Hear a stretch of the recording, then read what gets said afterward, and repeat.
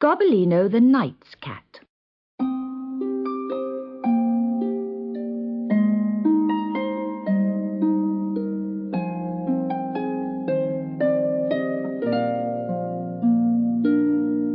Gobbolino was sitting sadly by the roadside when he heard the clop, clop, clop of a horse approaching. A fine horse was coming along the road, but the knight who sat astride it was pale and sad.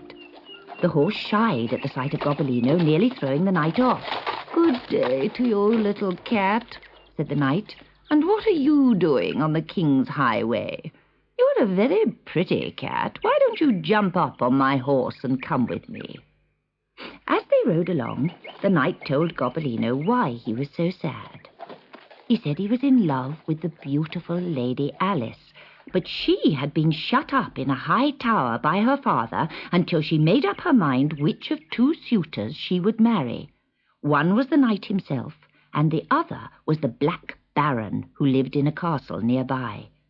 Both suitors went to visit her every day and took her wonderful presents.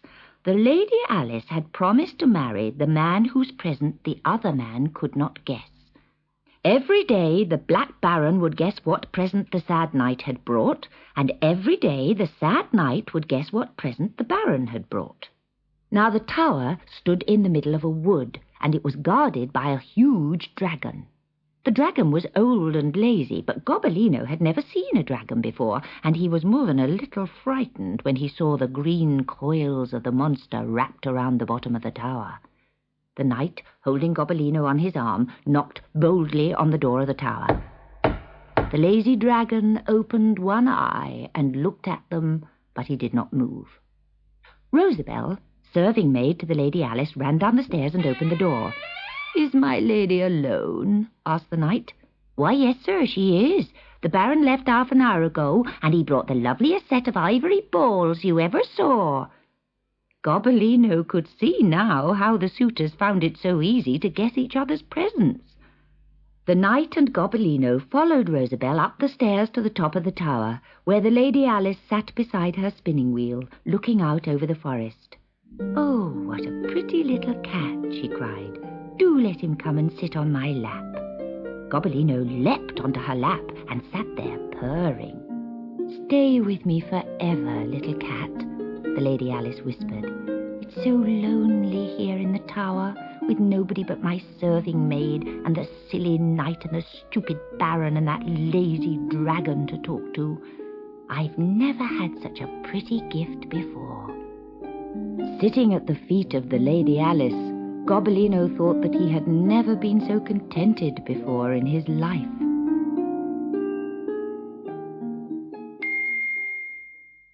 The next morning, the Lady Alice leaned out of her window and cried, "I can see the Baron coming.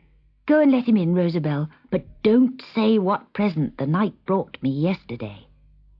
Gobbolino, who knew that Rosabelle would tell the Baron about him, slipped out of the room behind her and hissed in her ear, "If you tell the Baron about me, Rosabelle, I'll turn you into gingerbread, and the dragon will eat you up." The Black Baron thundered on the tower door, and Rosabelle opened it. But she would not say a word about the knight's present, so the Baron came up the stairs in a very bad temper, for Rosabelle had never failed to tell him before. "The knight brought you a pair of pigeons, I suppose," he said to the Lady Alice. "Oh, dear me, no. And if you don't guess in 2 more days, I'll marry him and not you." When night fell, the Lady Alice brought out her harp. The music grew sadder and sadder, till at last she burst into tears. "Oh, Gobbolino, what is to become of me? Now I'll have to marry the knight, and I don't want to marry either of them. I'm in love with a noble young lord, but he went to the wars, and now my father says that I must marry one of these stupid men. What shall I do?"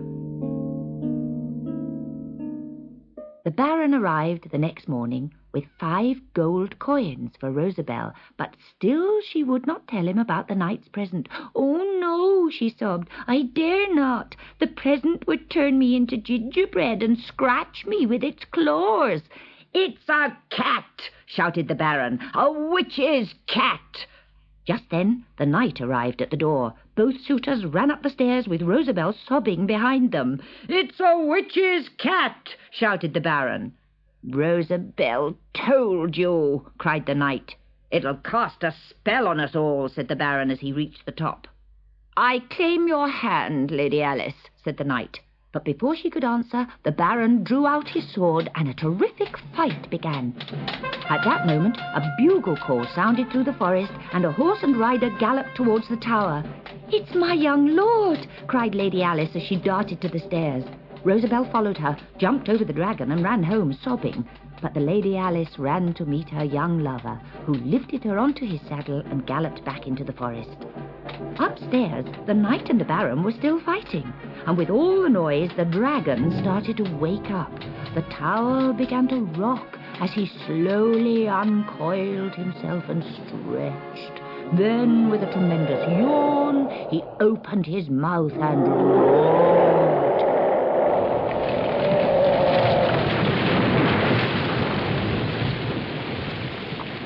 Gobbolino barely had time to leap clear before the whole tower crashed down around the Baron and the knight, still fighting among the ruins. Gobbolino escaped just in time, and he ran away from the tower as fast as he could.